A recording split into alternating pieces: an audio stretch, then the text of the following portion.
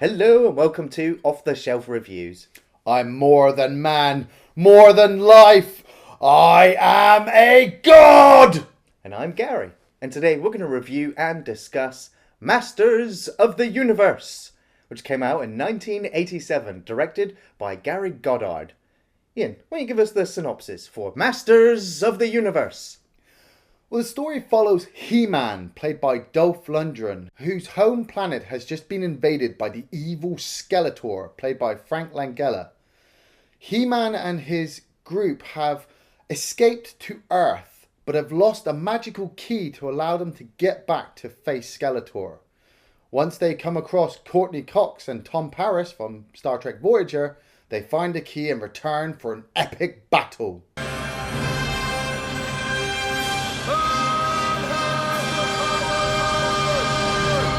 Everyone remembers Canon Films. You know, it's one of those major Yeah. film studios that is no longer around, but have made a series of films which some of might be on your guilty pleasures list. Yeah. Some that you watch just to see how bad they are, and there's a couple in there which are okay. Canon Films were in financial trouble at this point, and they'd just secured the rights to start making Superman 4, The Quest for Peace, Oh my God. at the same time as making Masters of the Universe, and they were hoping that these two films would save the company.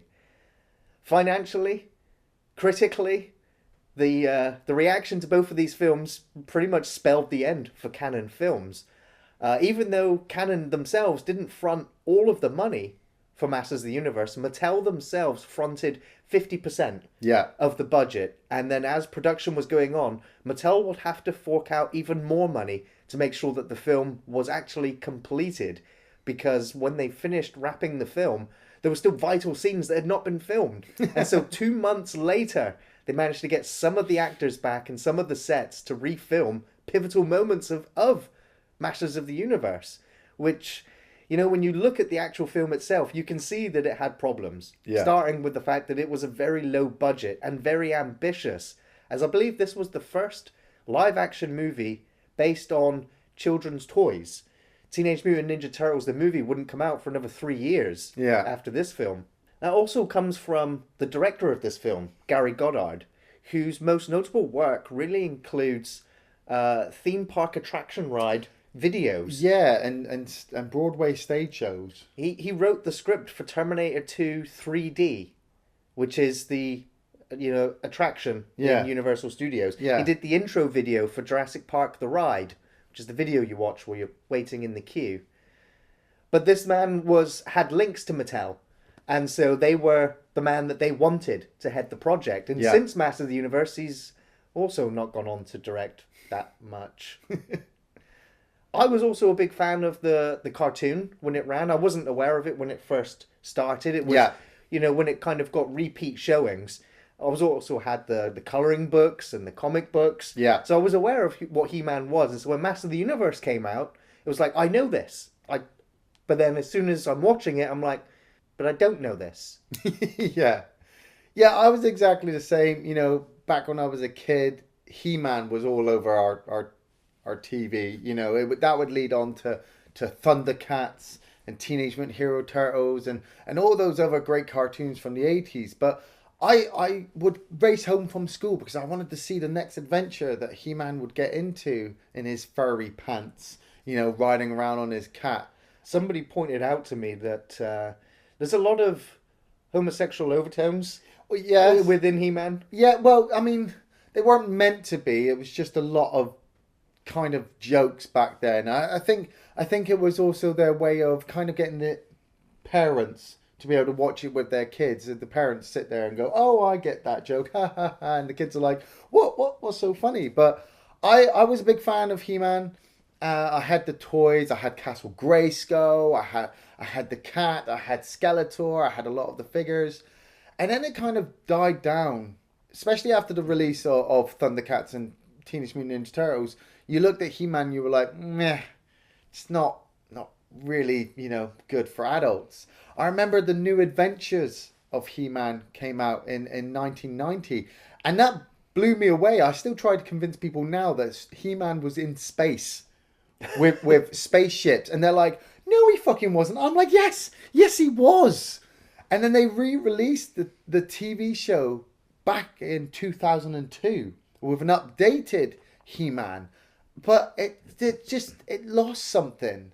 So back in 1987 when the film came out, I mean, I didn't see it until a couple of years later when it came out on VHS. But like you, I sat down and I'm like, this ain't fucking He-Man. He's not Prince Adam. Where's Cringer? I have no idea where Orko is. There's just nothing there. This is not He-Man. But as I've gotten older, I've looked at it and I'm like, this was the film company's way of trying to release He-Man in America on a wide market so that it was acceptable for everybody. And so now, 20, 30 years later, I can look at it and go, yeah, you know what? I kind of like this film. Is it because of the cast? Yes and no. I mean, you know, the cast is touch and go. Dolph Lundgren as He-Man. Yeah, I know he was in Universal Soldier. I know that he also turned up in the Expendables later on. I know he was fucking Ivan Drago from Rocky 4. But I'll always remember him as Frank Castle from The Punisher. You know? And he's an alright actor. He's not brilliant. He's an alright actor. I always felt sorry for him because he does have screen presence. He yet does. In this film he doesn't have any. Oh no! In this film he doesn't have to. He just has to stand there with his biceps out, and you're like, "That's fucking He-Man." That guy's got the sword. You don't fuck with that guy. Dolph Lundgren went on and said that this is the worst acting role he's ever had. He also wasn't confident in the role either because he spent long days and nights just in that outfit. Yeah. And he just kind of felt vulnerable. But he does look quite badass. Yeah. You've got Frank Langella playing Skeletor. I mean, one of the greatest performances I think he ever did was playing Nixon in Frost Nixon. But he's had a wider range of film credits under his name. He is a top performer in this. That guy takes Skeletor, and we remember Skeletor from the TV series being really inept. You know, it's a close race between him and Shredder over which one of them was the worst villain for the 80s. But then Frank Langella comes along as Skeletor and goes, "I'm just gonna fuck people up. I'm gonna overperform this, and it doesn't matter. I'm just gonna bang my staff, and you're all gonna shit." And I'm like, yeah. He-Man lives and possesses that key. I must possess all, or I possess nothing. Find them. You've got Christina Pickles playing the Sorceress. Now, the Sorceress is the main character for the He-Man series, but in this, she is just a prisoner throughout the whole film. She's caught up and surrounded by this evil force field. Skeletor's draining her powers, and you're just like, well, I'm just waiting for He-Man now to come along and kick his ass. Meg Foster as Evil Lynn. Homina, homina, homina, homina, homina. Now, I recognise her as well from John Carpenter's They Live, and I recognise her mainly because of those gorgeous fucking eyes that she has. And they always stood out for me for Evil Lynn. Those eyes always caught me that there was... they just stand out. They make her evil looking. And then put on top of that, the outfit that she's wearing. Damn. It's just like, damn, you know? I don't want to go too deep into what I'm thinking right now, but yeah. You also have John Cypher playing Man-at-Arms and Chelsea Field playing Teela. Man-at-Arms, John Cypher, I wouldn't recognise from anything. I know his credentials when I looked them up. He's been in a lot of TV. Yeah. Obviously, he's been in this film, a few unknown movies. But Chelsea Fields, I would recognise as Bruce Willis's wife from The Last Boy Scout. You've got James Tolkien playing Detective Lubick. I always remember him as the principal from Back to the Future. That's the only thing I remember him from. This is the film that he taught me how to swear. Oh, yeah. I mean, he doesn't talk normally throughout the whole film. He just bitches and whines. Yeah. And shouts at everybody. But then when he drops those holy shit bombs, you're like, this is still a kid's film, right? Holy shit. And then you've got a couple of unknown names. I mean, Robert Duncan McNeil playing Kevin from Star Trek Voyager. I'm only joking, of course. I recognise him as Tom Paris. I mean, a guy flies a fucking starship. You know, he's up there with Sulu and fucking Data. That guy knows how to fly. And then Courtney Cox. I don't recognise her from anything major. Scream. Friends. Fucking Cougar Town. The list goes on. She's been in a lot of... Courtney Cox has been in a lot of shit. Well, this was our first theatrical performance as well. So the opening with the film, you know, you get the zoom in to the matte painting of Castle Grayskull. Matte paintings look amazing. Yeah, you get this voice narration coming over the top about how Grayskull is at the center of the universe, and if you stand there, you gain the power to become masters of the universe. And then all of a sudden, after the credits, there's a big explosion, and we're on Eternia, He-Man's home planet, but it's a war zone. People are dying. People are dead. Skeletor has won. Within the first 5 minutes of the movie? I was shocked. You know, when I was a kid, I was shocked. I was just like, this never happens. You know, I think there's like been twice that Skeletor has actually taken control of Grayskull, but He-Man always comes along, kicks down the door, says a couple of funny one-liners, and Skeletor fucks off.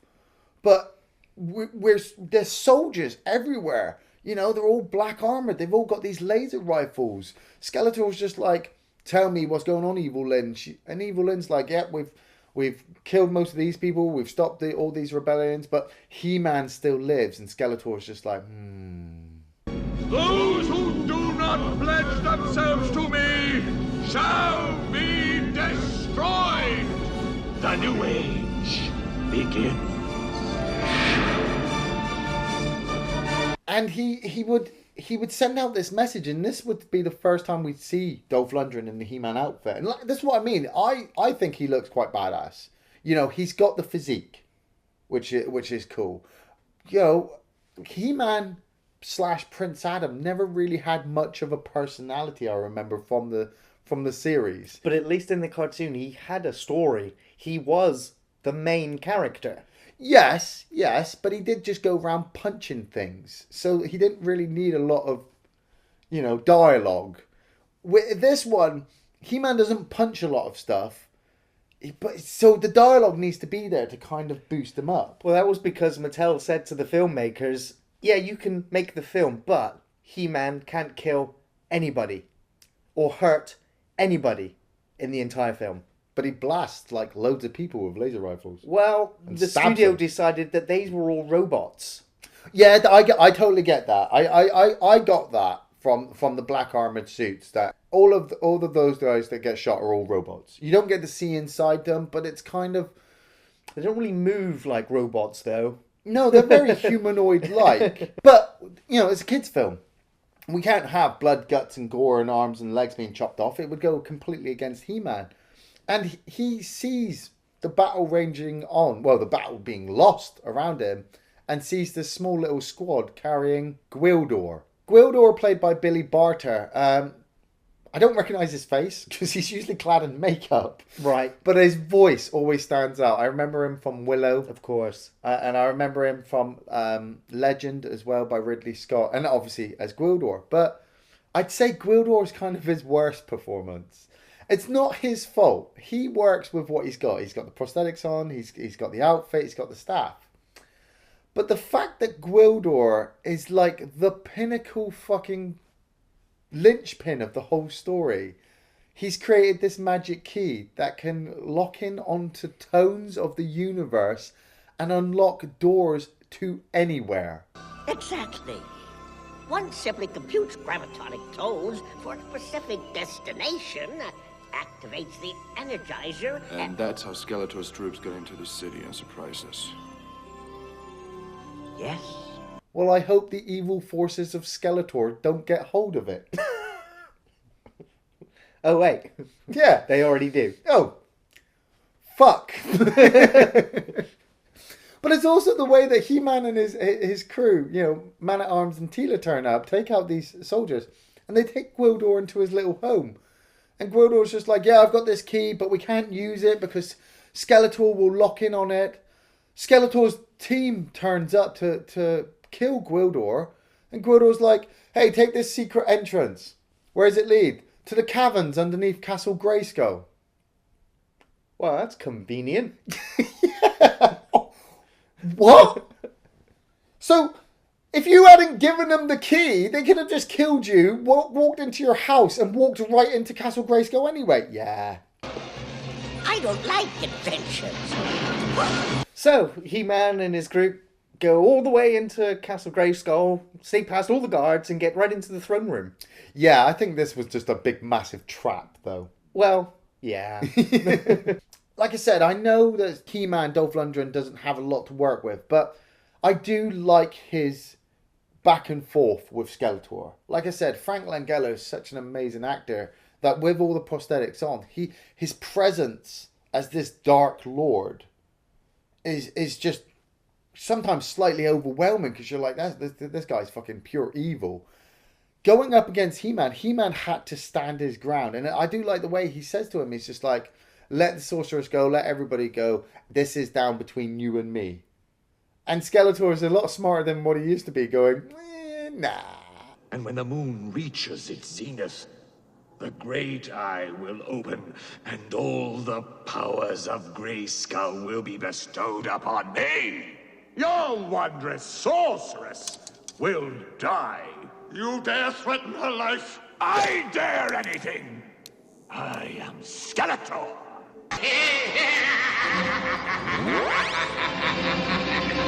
And then the whole time, Gwildor's there with his little key trying to open a doorway to get through the sorcerer's force field. And Evil Lyn spots him and shouts, he's got another key! And then it just turns into this massive just laser blast fight. Those poor soldiers, those poor robotic soldiers, I do honestly reckon that He-Man, because I'm not entirely sure what the weapons work on.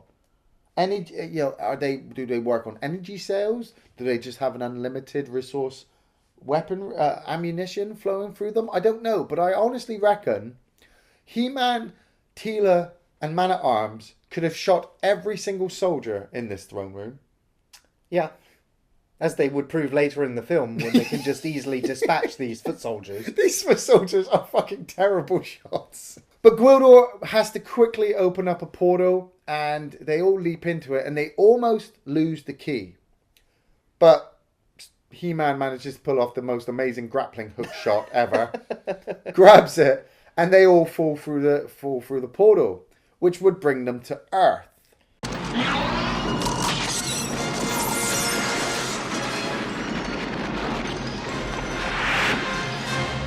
And this, for me, is where the film just goes, crash, burn. Why is that? And it's because every movie that is an adaptation of another source material decides, you know what, it all takes place here. But what if it takes place on Earth? Plus, we'll save money. Yeah. And any time that it happens, it just falls flat. As I was watching it, I couldn't help but think of Thor.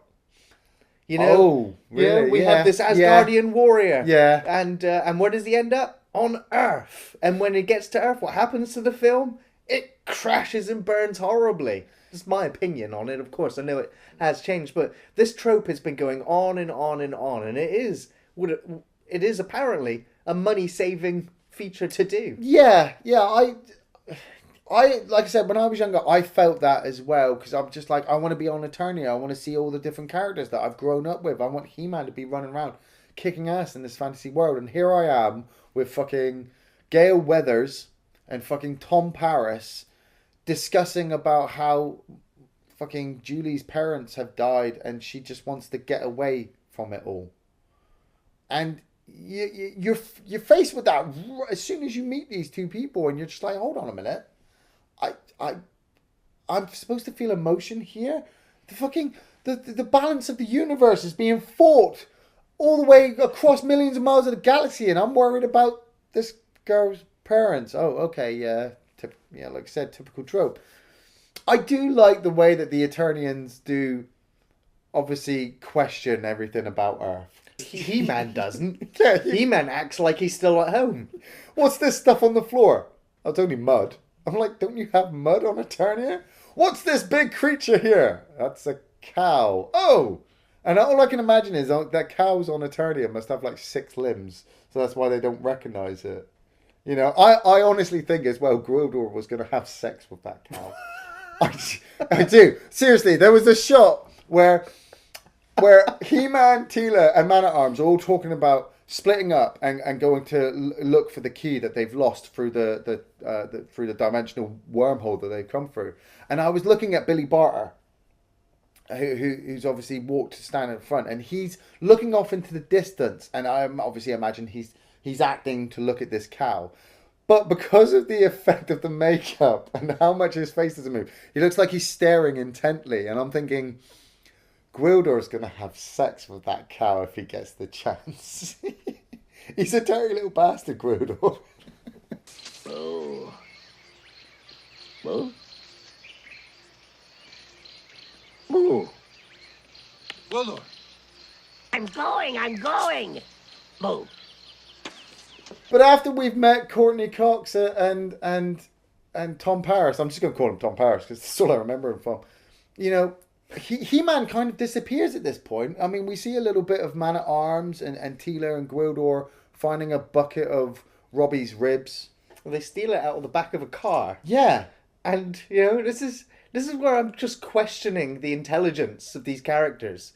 When Teela just says, why do they keep food on these white sticks? I wonder why they put the food on these little white sticks. Those are rib bones.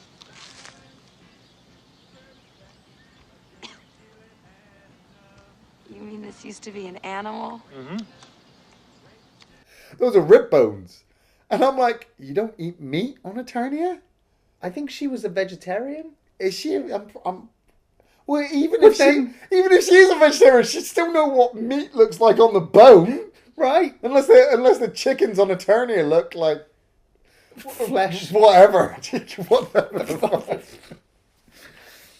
But we keep cutting back to between Skeletor and the teenagers, because the teenagers have gone to Julie's parents' grave and have come across the cosmic key and have activated it. Skeletor has obviously used the key he has to lock in on the signal and has tasked Evil Lynn to group together a group of mercenaries as a recon force to go there. And I love this bit. It always sticks in my mind, just because the way Skeletor is obviously looking all cool. And now we've actually got some badass characters. We've got Blade, who just has a lot of blades. Come on, dude. You're going up against He-Man, who has the Sword of Power. You want a fucking sniper rifle. You want a tank. You are not going to beat that guy in a sword fight. You have Sherrod, who is a kind of like weird reptilian lizard man. Every time I look at him, I just see a crite. He looks like a big critter. Really? Yeah. Just his hair is white instead of black. No, that's Karg.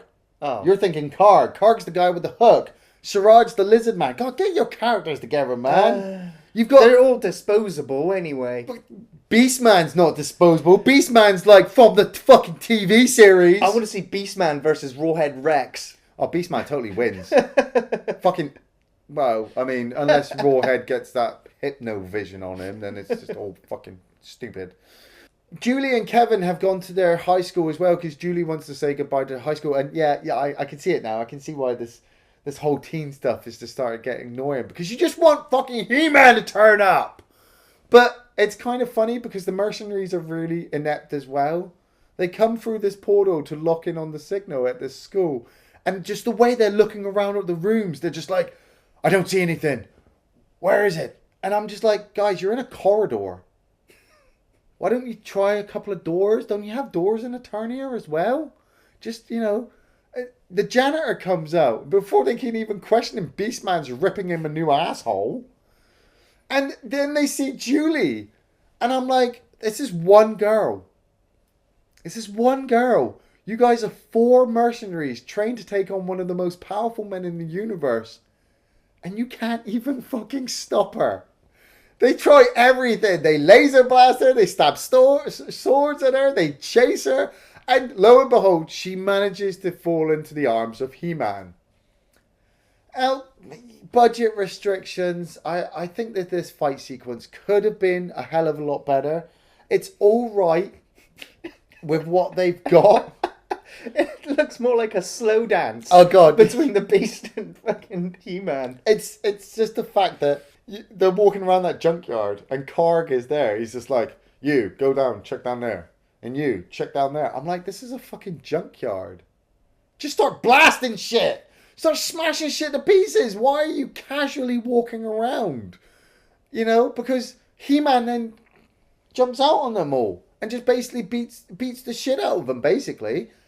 His sword fight with Blade. Blade's like, I've been waiting all my life for this. I'm like, dude, you're going to lose. Oh, you've lost your sword? How did that happen? You're going up against a man who practically fights mountains. Blade, go home.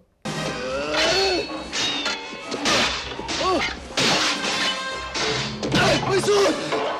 Mercenaries, just go home, because as soon as fucking Courteney Cox has got her laser pistol and starts firing, they're like, oh, we can! We're overwhelmed! Here come the Eternians! There's 3 Eternians and a human. Just kill... It's a kid's film. They can't kill each other. And the mercenaries all escape. Kevin at this point has taken the key to his friend Charlie, Charlie's music store, and has come across the news report that the school has burnt down. So he rushes over there, and this is where he comes across Detective Lubick. And Detective Lubick's like, well, your girlfriend's not in there. We've swept the place. We've taken a dog in there. We'll go back to her house. And I'm just like, okay, fine. We've got to keep the human element going. It's kind of balanced well, though, because we cut back to Skeletor, and Skeletor is not happy. He's not happy. He hasn't got his laugh on like he does in the TV series. He literally sees the mercenaries come in and is like, well, where's He-Man? Oh, we were outnumbered and we were bested. And he just looks at them like, you all know the penalty for failure, right? And just blasts the lizard man.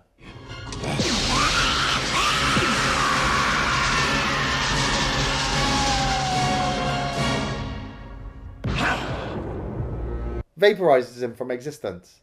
I'm like, see, Skeletor's got the right idea. He'll just kill people to get what he wants. He will kill his own men to get what he wants.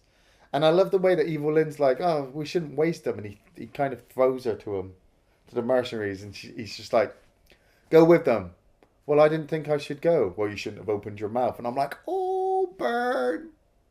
So the mercenaries make another grand re-entrance. And this time they're bringing their hovercraft with them. I don't know. I mean, it kind of looks strange. It looks like it has a great big fan on the back. Yeah. But with all the smoke coming out and the lighting, it kind of looks appropriate. It looks appropriate when it's standing still. Yes, yes. And so they managed to find Julie's house because that's where the key was. They managed to track the signal from the key. But Lubick has taken the key to the precinct to try and figure out who it belonged to. Yeah. Because it definitely didn't belong to Kevin. And so now the mercenaries burst in and Evil Lynn captures Kevin and puts a big collar on him, which... She could put a big collar on me anytime. And this collar is supposed to make him tell the truth. Yeah. And so he explains to her where the key is and that it's no longer here and he doesn't know where it is. And so they leave him. Yeah. She has this great big prop, which has like the flat top, which she uses to present like the holographic image of the key. Yeah. And then when she's done with it, she just passes the prop back over to somebody else. I'm like, I guess, it's like the late 80s, they didn't have wristwatch projections or anything else. But I was just like, that great big massive prop just to make that one image, yeah. And He-Man and his crew, they find out from Kevin where Lubick has taken the key and remove the collar from him pretty easily. And I'm just like, that was just a truth-telling thing. You could have just chopped off his limbs. He would have probably told you the same thing. And, Kevin's obviously in shock. He has no idea what's going on. Julie's trying to, calm him down and explain to him that He-Man and Man-at-Arms and Teela are all the good guys and that they've got to get the key back for them. So Lubick has taken the key back to Charlie's to check out Kevin's story. So Kevin shows them the way. Of course. No. At the same time, Evil Lynn and her forces are obviously tracking the key, and we come to, I want to say, epic battle. But in the many years since Masters Universe, you know, I've seen a lot of epic fucking battles. The battle at Charlie's music store is just... He-Man and his team could easily wipe out all of fucking Skeletor's forces so well. Because the robots can't shoot for shit. He-Man and Man-at-Arms have just created like a fucking Spartan wall of keyboards inside the music store, and the soldiers just smash their way in through the windows, and He-Man and Man-at-Arms just blast them as they come through. Well, I mean, Skeletor's kind of set himself up to fail here when... Yeah. Because he's ordered all of his troops to not kill He-Man. Yes! Yeah, I was going to bring that up later on. And so, you know, because you look at them in that store and it's just like, just blow the fucking building up. Just blow it up. Throw a grenade over their waist-high cover. Now, you are to go through to this world where they are hiding. Find the key. Do as you wish with the others, but bring He-Man back alive. You do understand? Yes. Good. You think they don't like us? No, they're just lonely. They miss us. Go!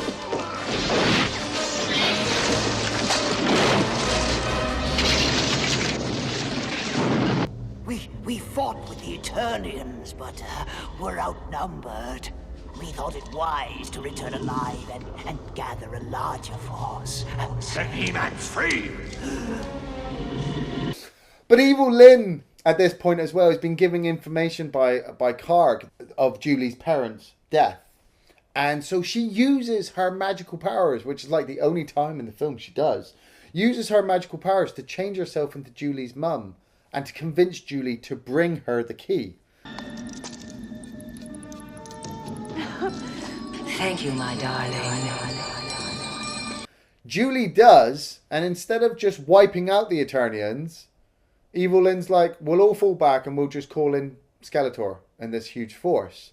This sequence is quite cool. I mean, when I say this sequence, I mean the kind of epicness entrance of Skeletor on his massive, huge hovercraft battle suit thing. Which, why wasn't there ever a toy of that? That would have been so cool. Why was there no Master Universe film toys? Oh, I believe there were, but just not that craft. Oh, because that thing looks fucking awesome.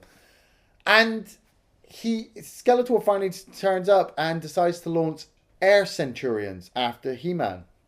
80s, you know, Back to the Future had the hoverboard, so He-Man has his little hover discs. It doesn't look, well, I mean... No, especially when they're in movement, because they don't look animated at all. No. They just look like still images moving around the screen. I love that bit. He-Man's just killed one of the Air Centurions and jumps on the disc. And then cuts to the roof where all the Eternians are. And you see this still image, you kind of just float past with like no movement. It does look like an action figure. Yeah. Just flying in the background. Where's He-Man? He-Man chases after a couple of the Air Centurions. He gets back the key from Evil Lynn. But Skeletor has now captured everybody. And instead of killing everybody like he could have, he shoots He-Man's flying disc with some evil electricity, poisons Julie at the same time with the same thing, and then zaps the key and destroys the key. He-Man starts beating the shit out of everybody, and it's Skeletor who has to stop him and says, He-Man, if you carry on, I'm going to kill your friends. So He-Man's like, well, okay, I'm captured. But I'll only come with you if you let my friends go and stay here. And Skeletor's like, yeah, all right. I'm like, really? Leave them alone. He-Man is my slave.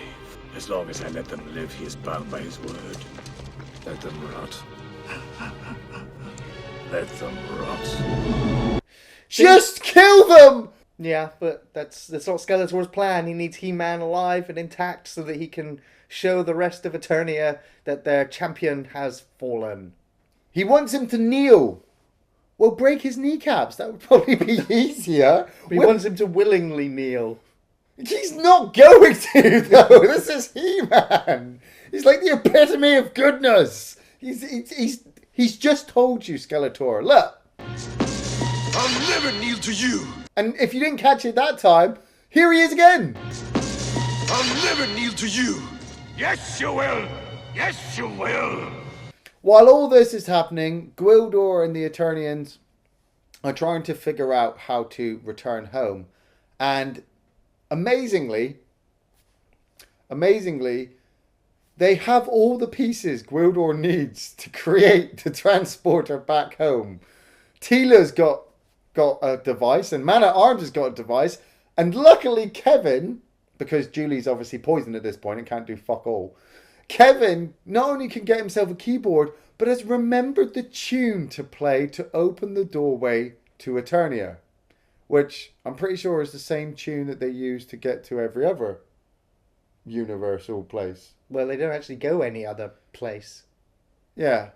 They hook it all up, and just as they're about to return to Eternia, Lubick has turned up with a bunch of cops, but he's going to bring these guys down on his own. So he rushes over just as Kevin is activating the cords.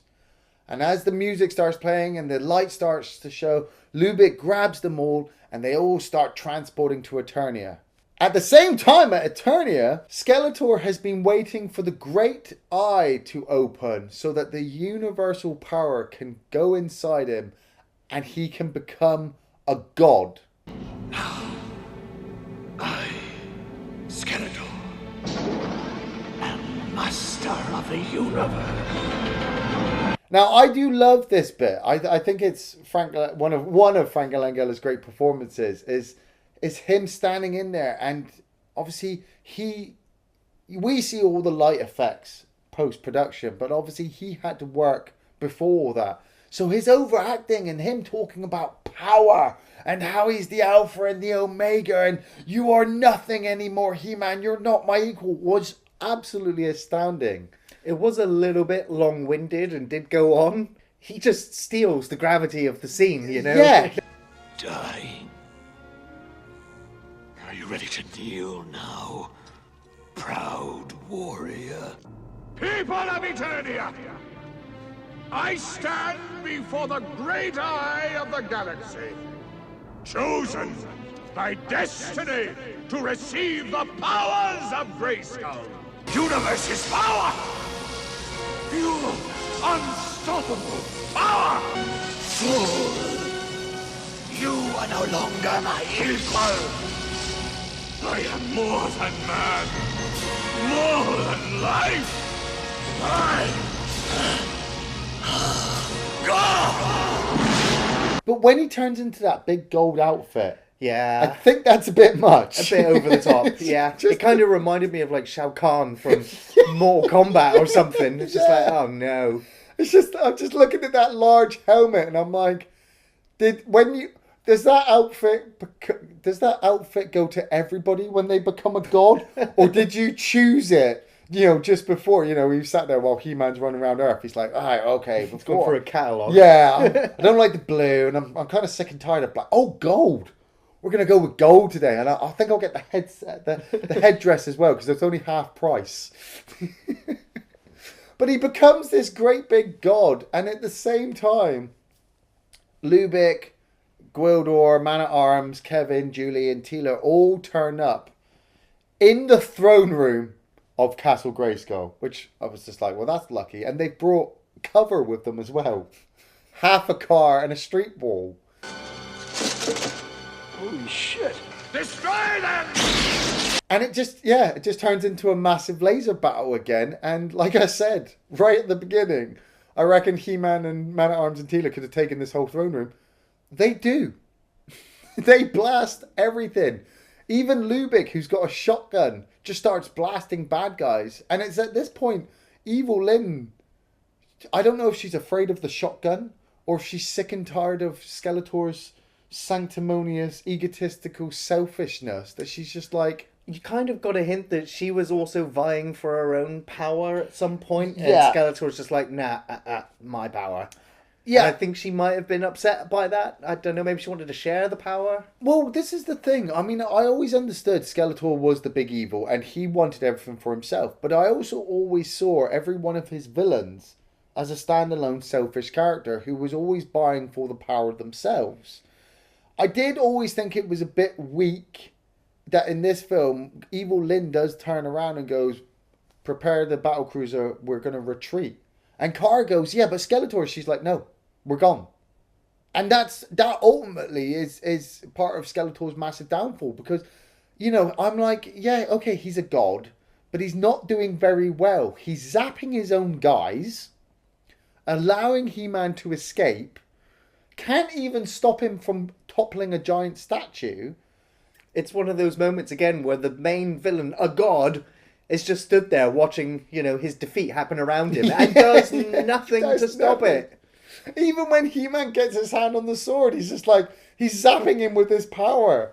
But He-Man, in all of his goodness, just fucking overcomes it. And I'm like, well, that was a waste. And of course, that leads us up to the pivotal moment where he goes,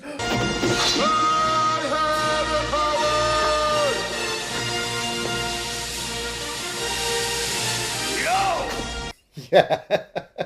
It is awesome. yeah. It does look awesome. When people say He-Man, I hear Dolph Lundgren's voice. You know, even when I'm trying to watch the cartoons, I just hear his It's almost funny that you say you hear his voice because Mattel, when they saw the first sort of, you know, the first run of the film, Yeah. they were horrified and they turned to Canon Films and said, redub all of He-Man. Get What? another actor in, redub the whole lot. And Canon were like, no. How about we get Dolph to redub all of his lines now that his English is getting better? And Yeah. Mattel went, no! You get another actor and you redub the whole thing now. And Canon Films stood their ground and went, no. And so the voice remains Dolph Lundgren's. Yeah, it's cool. I've always liked it. They have their battle. And I found this out in the notes. The guy who played Blade, actually, stuntman's He was Skeletor. the fight choreographer. Yeah, he plays Skeletor in this last fight sequence. So this is why the fight sequence, it's kind of good. I say kind of because it could have been a lot bigger and grander.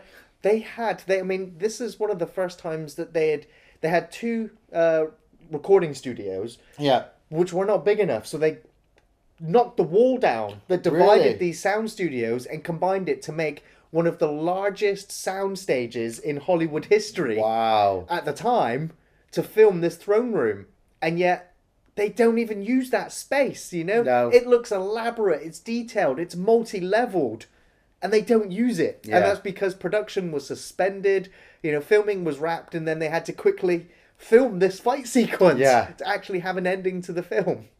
Like I said, it's kind of good because you can see them going back and forth. You see it's Dolph Lundgren, you can see it's Skeletor, but it's the way that it keeps cutting to Dolph Lundgren kind of spinning the sword, you know, over the topness, and I'm just like, he doesn't need to do that. He's just showing off now, like, you ain't gonna get me, Skeletor. I'm a fucking badass with this fucking thing. He breaks Skeletor's staff, which takes away all of his godlike powers. And I'm like, Skeletor, why the fuck did you use that? That's your greatest weakness.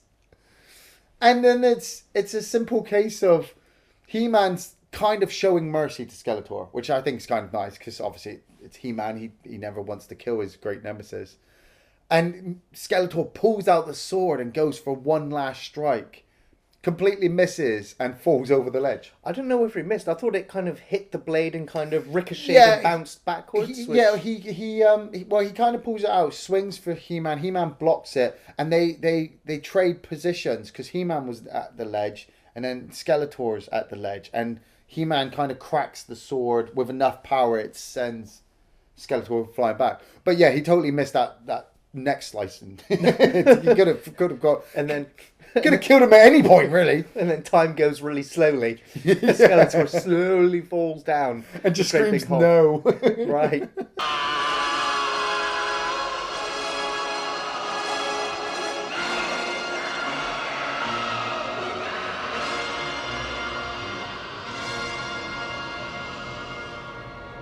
You know, they did intend a sequel to this film. Yes. Yeah. And, you know, the end of this film kind of leads you towards where that ending might go, where we return to Earth and Julie and Kevin have been put back in their separate houses and they wake up.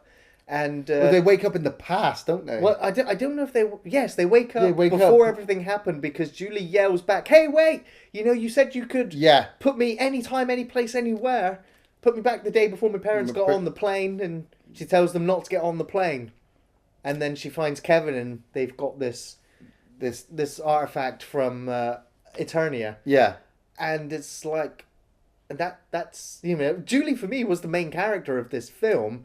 And the sequel that was planned for this film would have been her story. Really? All taking place on Earth while she would have gone to high school where she was travelling to. Oh. Yeah. Yeah, no. The budget for the supposed second film was not even a quarter of this film's budget. Of course, they even recast, the only person they had cast at this point was a new He-Man actor, because they were like done with Dolph, like, we're not going to do that again. What? And so, yeah, you know, of course, canon films fell apart. The rights to He-Man have gone elsewhere. Yeah. And even recently, there's still been talks about reinventing the franchise and rebooting Masters of the Universe, or He-Man and the Masters of the Universe, as a film series with the film universe of He-Man in blockbuster films. And, you know, I don't think it's long before it will happen. See, you need to give Skeletor the edge. And that's the problem. You know, this film works because Frank Langella's performance of Skeletor is kind of dark. You know, he has to be a villain. You know, if he's... Going off on a tangent, fucking Superman, the original with Christopher Reeves, are good, but Lex Luthor is quite campy. And he's supposed to be the big villain. You know, he uses nuclear weapons to take him out, but he's all laugh and jokes and intelligence, and you just know it's a campy kind of movie. With Skeletor, he cannot be like that because it's just a fucking waste. He's got to be evil. He's got to be willing on killing people to get what he wants. So if you're going to make a He-Man movie, you got to at least make it a 12A, like a 15 at a push. Have He-Man, you know, not stabbing people because He-Man's the good guy, but have Skeletor fucking fuck people up. When he comes up at the end of this movie, I mean, I shit when I was a kid. I shit when I first saw that face because I'd left the film running. And didn't even, you know, the VHS was still running. The credits were going. I think I was playing with my toys and stuff. And then just seeing this face emerge from the water going, "I'll be back." I was like, what the fuck? And I waited. I fucking waited. I'm still waiting. Still waiting. I still watched it. When I watched it for the review, I fast forwarded it and just was like, "Hey, Frank." You know? I'll be back. I don't really have that many favourite scenes in this film. There was no standout moment in the film that just made me go, "Ooh, that's the bit that I would want to watch this film for again." The real reason to watch this film is Frank Langella's performance as Skeletor. Yeah. He chews the scenery. He is fantastic in that outfit, and he manages to emote and express himself clearly. It's over the top, yes, but it really fits and gives this film some weight behind it. There's only one thing about the costume that kind of annoys me, and I don't know whether changing it would make it any better or not. What's that? Is that when Skeletor blinks, I'm like, is he supposed to have dark sockets for eyes? Or is he supposed to have eyes and blink? Now, granted, they painted his eyelids white, so that when he blinks, it's just white. Yeah. But I was just like, if I was me, I would have just said to Frank, just don't blink in any of your sequences, because it was just a little bit jarring and it humanized him a little bit too much from being a monster. Put the actor on pressure there. Don't blink. We're only going to be filming for 2 hours, so I don't want you to blink for those 2 hours. Except it was just a small nitpick. Yeah. You know, other than the fact that He-Man is a secondary character in his own film, Julie is pretty much the main character until she gets taken out with a horrific leg injury. Yeah, it's only horrific because they explain that if it's not treated, it will consume our whole body. I was like, that's pretty gross. Yeah. I guess favourite scene, the scene that made me laugh and made me question the intelligence of our heroes was when they were eating the food and she questioned why it came on a white stick. It's just like, oh God, this is what we're dealing with. Most of my favourite sequences involve Skeletor. I mean, like I said, I'm a fan of the movie, but the He-Man stuff, there's not enough of it. It's not epic enough when it is on screen, but I still enjoy it. I still like Dolph Lundgren as He-Man. You know, Man at Arms' body armor looks fucking badass. I'd totally buy that if I could and just wear it. I'd, go down the shops wearing Man at Arms body armor. Fucking badass. But I can see a few hints of aliens in there. Definitely. See the colonial marine armor. Teela as well. That tight grey bodysuit. Yeah. Yeah. I'd wear that too. But like I said, the beginning sequence with Skeletor giving his hollow message out to Eternia and telling them all that they've lost. Him assembling the mercenaries and standing there in front of all these guys and just as good makeup effects as Skeletor was awesome as well. I loved the sequence where he's talking to Evil Lynn about making He-Man a martyr. He doesn't want to do that. He has to see him broken in front of him, so that everybody knows that Skeletor is the winner. And then his overperformance of becoming a god is it's Frank Langella. It's fucking awesome. He has the screen for me. And any of the sequences with Evil Lynn. I could happily edit this film down and just have Evil Lynn in it and just watch her for hours on my own. Secretly. I don't know if I can recommend Masters of the Universe. It's one of those films I remember from childhood. I have the nostalgia for it. Yeah. When I sat down to watch it, I was just like, oh, this is gonna be bad. But, I found parts to like. Yeah. One of the first things that at first again, I was like, do I like it or not? Because the music... It's epic. It's by Bill Conti again, who did the majorly recognized for the music that he did in Rocky, but it sounds like Superman, just played backwards almost. Yeah, it sounds like an inverted Superman theme. See, I saw it all as Star Wars. Right. The good music. The da da da da da da da da. That's the opening for Star Wars. The dark music that comes in with Skeletor, that's the Imperial March. Yeah. Everything else is just kind of background noise when they're on Earth.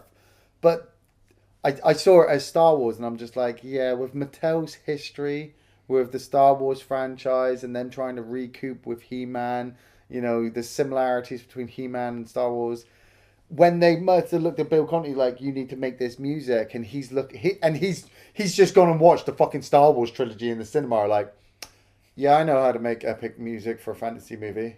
Well, Bill Conti actually had problems with the music with the film because he wrote the music for the film, but then had to go and do something else while the orchestra recorded the music for the film. Really? And when Bill Conti came back, he was like, you idiots! What have you done? And he had to go and re-record different bits and sample different bits to get it all to sound the way that he had written it. So maybe that's what happened, and they just missed notes, key moments from the score. It still sounds pretty epic and great, even still. Frank Langella is awesome. He-Man is a secondary character. The sets are great. Eternia looks awesome in the matte paintings. All of the matte paintings are great. And the action scenes, they're mainly consist of close-ups. Most of the action scenes seem really clumsy, especially when He-Man's got a sword and he's not really allowed to use it. And so... I've got a question for you. The action sequences in Masters of the Universe or the action sequences in Resident Evil series? The action sequences in the Resident Evil series. Oh, what the fuck? Really? Fuck! Because... Jesus, man. Yeah, it's got a budget behind it. Jesus, man, I can't believe you said that on camera. It's because this film just feels hokey and cheap. It's still better than the fucking final chapter. No, don't get me wrong. Master of the Universe is better than all of the Resident Evil movies. even though it has action sequences every sort of 15 minutes in the film, none of them are particularly good. And there's not a single action sequence in Master of the Universe that I could say, watch it for this action sequence. Yeah. Take out all the action sequences in the film, maybe barring the final fight between He-Man and Skeletor. You know, it's not worth watching for the action at all. There's no good fight cinematography in the film. None. No. You're not watching it for that. It's one of its biggest weaknesses. So you'd only be watching it for some of the performances, the outfits, the set design, the scripts, and the music. It goes at a quick enough pace as well, so that it is fairly entertaining. Yeah. But action sequence wise, no, it's terrible. I recommend this film if you grew up and watched He-Man. You know, it's very hard for me to say to people who didn't grow up nostalgically and watching it that you should sit down and watch it, because you'll probably not enjoy it. You'll see all the flaws, like Gary has said, that are in there, and you'll just be like, why the fuck did I waste my time with that? You know, if you're a fan of 80s movies, if you're a fan of He-Man, if you're a fan of Dolph Lundgren, Frank Langella, you know, if you're a fan of Courtney Cox, you know, if you're a fan of the Star Wars melodrama of a guy with a sword running around and saving the universe, you know, those are all there. At the same time, watch it for Meg Foster. Those fucking eyes, I shit you not. And her costume, it's just like, oh, it's just, if you're a man or if you're a woman, it doesn't matter. You're fucking Meg Foster. She's gorgeous in this movie. Yes, it's got its flaws, but there is a long, long, long, long list of bad movies out there that Masters of the Universe just doesn't deserve to be with. Agreed. Sounds great. Thanks for watching Off the Shelf Reviews.